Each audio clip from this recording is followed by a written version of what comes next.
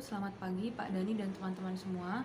Perkenalkan, nama saya Astrid Claudia Panjaitan, NIM 81114200535. Di sini saya sebagai moderator kelompok 9 mata kuliah Hukum Islam. Selanjutnya akan dilakukan perkenalan oleh masing-masing anggota kelompok. Perkenalkan, nama saya Muhammad Fahad Rosid Adisa dengan NIM 811420536.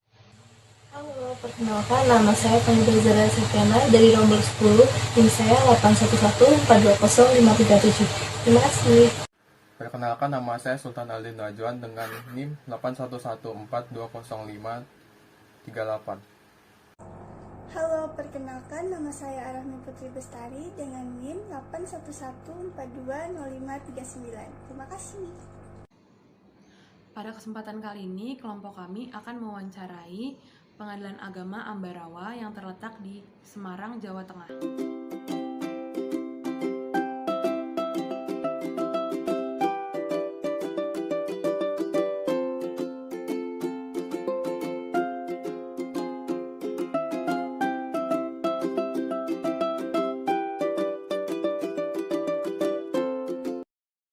Bagaimana sejarah awal mula pengadilan di Ambarawa ini?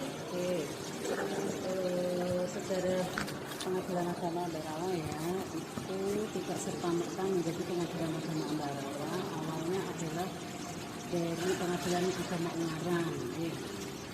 Berdirinya sekitar tahun 85 berdasarkan, saya bilangnya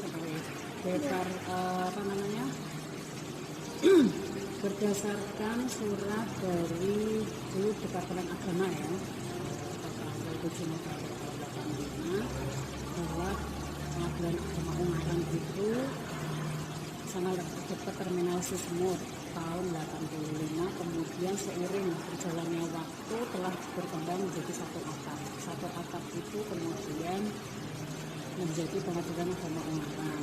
Itu pada tahun 2006 berdasarkan surat S1 ya, surat keputusan bersama Mahkamah Agung tahun 2006.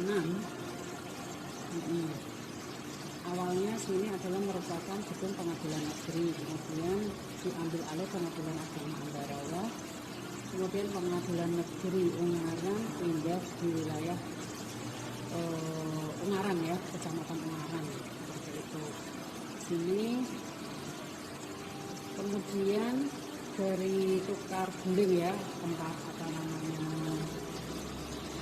gedung, kemudian berpindah lagi ke Pengadilan Agama itu, wilayahnya sama seperti yurisdiksi Pengadilan Agama Negeri, Pengadilan Negeri, kemudian menjadi Pengadilan Agama itu sesuai yurisdiksi masing-masing. Sana kebagian dari berapa kecamatan. Dulu itu 10 kecamatan. Kecamatan Ungaran Barat, Ungaran Timur, Bergas, Pringapus, Bawen, Ambarawa, Sumawango, Banyu, Jambu, dan Bunga. Kemudian berdasarkan surat edaran Mahkamah Agung tahun 2020 sekitar bulan Agustus itu ada perluasan lagi yang dulunya adalah dikuasai yurisdiksi Salatiga, masuk sekarang tambah menjadi 9 kecamatan. Jadi sekarang yurisdiksi Pengadilan Agama Ambarawa itu berkembang menjadi 19 kecamatan. Yang dulu bukan diambil alih ya, dulu itu berada di yurisdiksi Pengadilan Agama Salatiga. Dulu kan karena terlalu jauh, pihak mau mengajukan di sini jauh, makanya boleh mengajukan di Pengadilan Agama Salatiga. Kemudian pimpinan sini tahun 2000 berapa ya, sekitar 2018 atau 2019 itu mengajukan ke Mahkamah Agung bahwa Pengadilan Agama Ambarawa berhak menarik kembali yang dulunya ikut dalam yurisdiksi Salatiga, sekarang menjadi milik yurisdiksi Pengadilan Agama Ambarawa. Pertanyaan Struktur organisasi. Oke, Pengadilan Agama Ambarawa itu memiliki struktur organisasi. Struktur organisasinya ada berupa badan, nanti bisa dilihat sendiri nih, struktur organisasi. Perkaranya sekarang kan ada namanya di penyelesaian perkara, kita itu punya aplikasi ya, sistem penyelesaian perkara. gugatan kontensius, kemudian ada perkara permohonan. Kalau kontensius itu ada lawan. Jadi ada penggugat, tergugat atau pemohon permohon ya. Tapi kalau perkara permohonan itu tidak ada lawannya, tidak kontensius, nah artinya permohonan, perkara volunter. Kalau kontensius itu ada lawannya. Itu semua perdata tapi kan ada lawannya ya. Kalau PN kan pidana perdata, kalau kita itu perdata aja. Jadi sekarang itu sudah 2116 perkara yang masuk. Itu gugatan aja. Gugatan itu macam-macam. Ada namanya cerai gugat, ada namanya cerai talak dan lain-lain ya. Kalau permohonan itu macam-macam. Ini kan gugatan ya. Kalau yang permohonan sudah 453. Jadi 2000 berapa tadi Mbak? 116 tadi itu ya, ditambah 453. Jadi sudah sekitar mau 600 ya, mau 2600-an ya, kurang sedikit lah. Seperti itu. Perkara permohonan itu apa aja? Rata-rata dispensasi kawin. Yang belum berumur 19 tahun itu harus mengajukan, yang telah ditolak oleh KUA, dia harus mengajukan permohonan lagi ke pengadilan agama. Dia minta umur, pemeriksaannya nanti ada sendiri. Macam-macam, ada yang laki-laki, ada perempuan ya. Kita meriksanya itu kan nanti berdasarkan itu dilihat untuk cara memeriksanya kan berpedoman pada Perma nomor 5 tahun 2019 ya. Pedoman mengadili anak di bawah umur yang menikah yang mau menikah kekurangan umur itu ada macam-macam perkaranya, ada dispensasi kawin, ada perwalian, ada wali odol. Terus hambatan, ya kendala dalam kasus yang masuk. Kendala, ini dalam apa? Eksternal apa internal? Apa? Kaitannya apa? Eksternal, internal. Eksternal, internal, hambatan dalam penyelesaian perkara.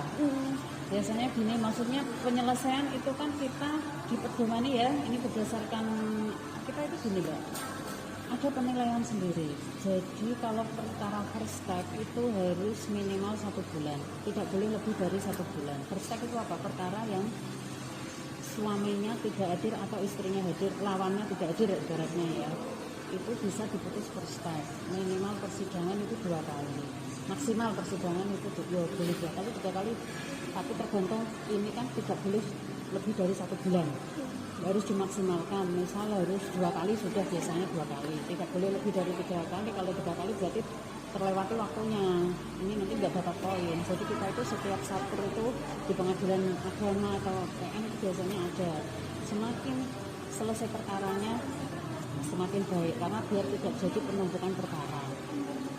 Kalau ini kan penumpukan perkara kacau ya, tidak ada kendali nanti. Nah, untuk itu kendalanya untuk penyelesaian perkara biasanya direlas panggilan. Jadi lawannya, misal penggugat, tergugat CG ya, tergugat itu biasanya dialamatkan di alamat sini misal ya, dalam suatu ketika terjadi hal-hal yang tidak diinginkan, ternyata dia tidak di alamat yang dimaksud, otomatis kan tidak langsung diperiksa ya, ditunda lagi untuk cari alamat lagi, seperti itu.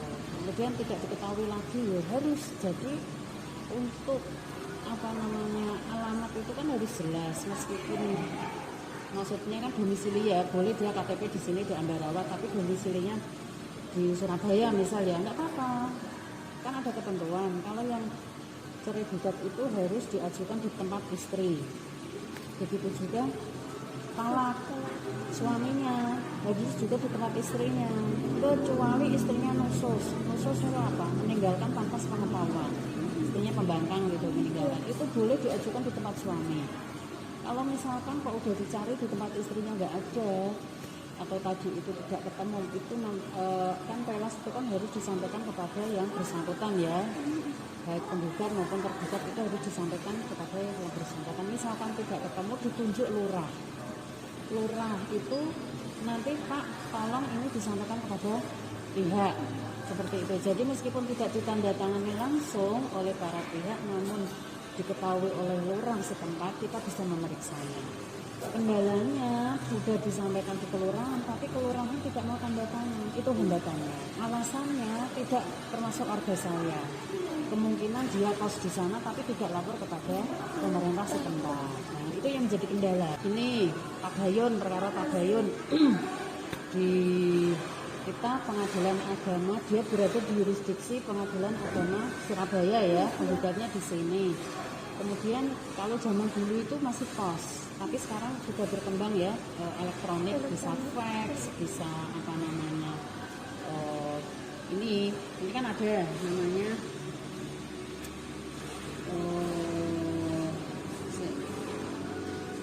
apa namanya delegasi, nah, permintaan delegasi gitu ya dari PA luar seperti itu. Jadi kita enak, oh ada masuk langsung cetak. Kalau dulu itu hambatan gitu lah. Seiring berkembangnya ini boleh kita mengakui, tapi tetap di dalam berkas itu yang asli. Bisa WA dikirim, bisa lewat ini di email atau di fax, nah, seperti itu. Kendalanya di sana juga, iya nek langsung ketemu. Kalau enggak ya sama aja menghambat gitu ya.